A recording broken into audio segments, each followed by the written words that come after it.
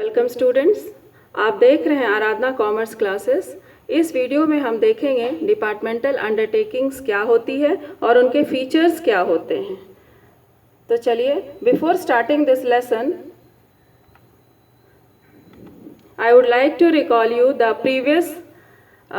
previously we had studied in the previous video. We had studied about the Indian economy कि अपनी जो Indian economy है वो public और प्राइवेट सेक्टर से मिक्स है। तो प्राइवेट सेक्टर के बारे में हमने डिटेल स्टडी कर लिया था। यहाँ देख रहे हैं प्राइवेट सेक्टर के डिफरेंट फॉर्म्स, वो हमने डिटेल स्टडी कर लिया था।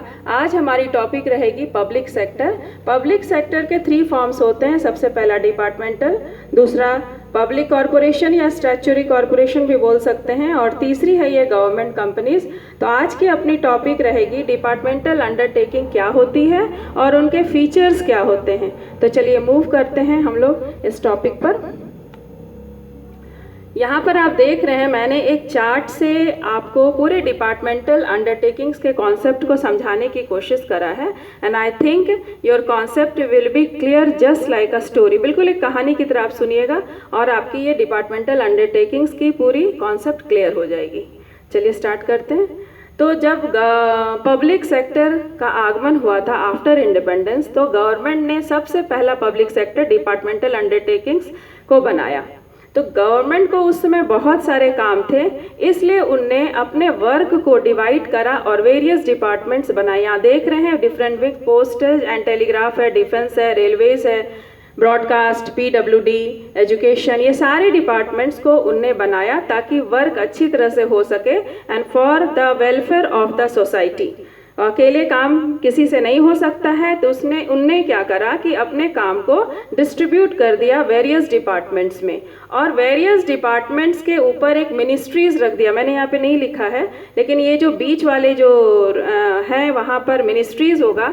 हर एक डिपार्टमेंट को मिनिस्ट्रीज से टच कर दिया। ये जो डिपार्टमेंट्स हैं वो उनके ऊपर एक हेड रख दिया गया। ये जो हेड हैं वो मिनिस्ट्रीज़ को रिपोर्ट करेंगे, सारे हेड्स मिनिस्ट्रीज़ को रिपोर्ट करेंगे और मिनिस्ट्रीज़ रिपोर्ट करेगी गवर्नमेंट को।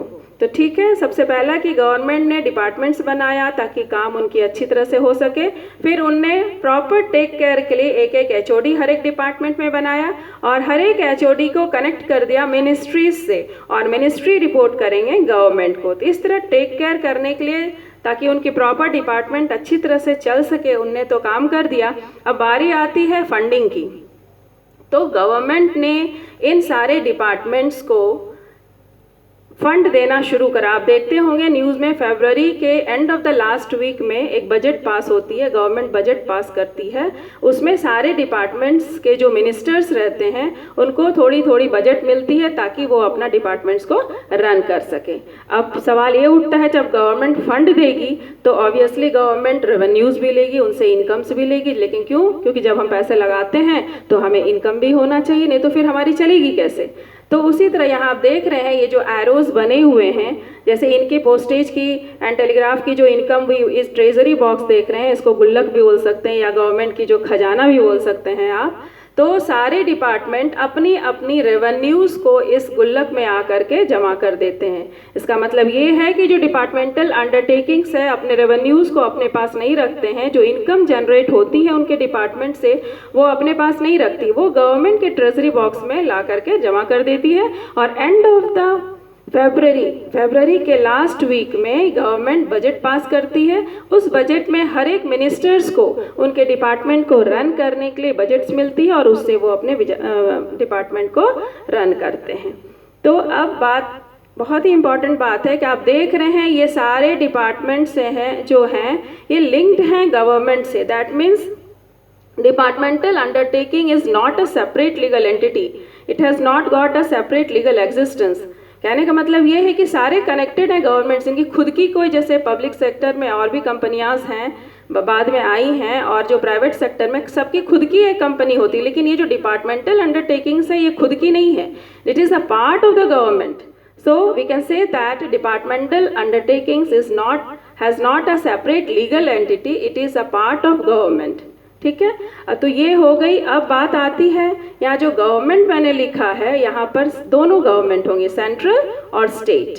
तो ये दोनों गवर्नमेंट या तो सेंट्रल या स्टेट मिल करके ये सारे डिपार्टमेंट्स को रन करते हैं। तो एक बार रिकॉल कर लेते हैं इस स्टोरी को कि गवर्नमेंट ने अपने वर्कलोड को कम करने के लिए वेरियस डिपार्टमेंट्स खोले। वेरियस डिपार्टमेंट्स के ऊपर एक हेड रखा उनने।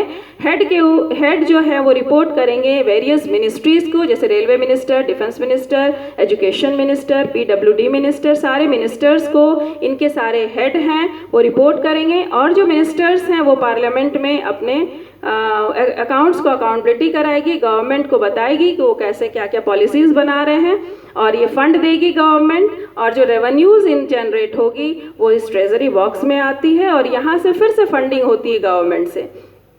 डिपार्टमेंटल अंडरटेकिंग लीगल एंटिटी नहीं है, उनका खुद का सेपरेट लीगल एग्जिस्टेंस नहीं है, और लास्ट में ये जो गवर्नमेंट है, ये दोनों गवर्नमेंट से ये डिपार्टमेंट्स रन होते हैं। तो चलिए इसको हम पॉइंट्स में पढ़ लेते हैं। तो स्टोरी जैसा मैंने आपको सुनाया, अगर आपको नोट्स रिटन में चाहिए तो आप पॉज करके नोट्स लिख सकते हैं, and I promise you will get the maximum. तो चलिए देखते हैं इसके नोट्स को। द डिपार्टमेंटल अंडरटेकिंग्स के मीनिंग, सबसे पहला है कि this is the oldest form of public sector enterprises. तो ये भी मैंने आपको बताया कि जब आई मार्केट में पब्लिक सेक्टर तो सबसे पहले गवर्नमेंट ने इसी डिपार्टमेंटल अंडरटेकिंग्स को बनाया, तो सबसे ओल्डेस्ट हो गई। सेकंड है it has no separate legal existence other than the government and considered as one of the department of government. इसकी खुद की कोई एंटिटी नहीं है, ये गवर्नमेंट का एक पार्ट है, इसलिए इसको गवर्नमेंट कंपनीज भी बोल सकते हैं आप। डिपार्टमेंट है government, is a part of the government. Third है the enterprises which are organized, controlled and financed by the central or the state government are called as department। ये भी मैंने आपको बताया कि ऐसा enterprises तो central state दोनों से government control, financed और organized होती है, वैसे enterprises को departmental undertaking कहते हैं। Fourth one, it functions under the overall control of the government or related ministers।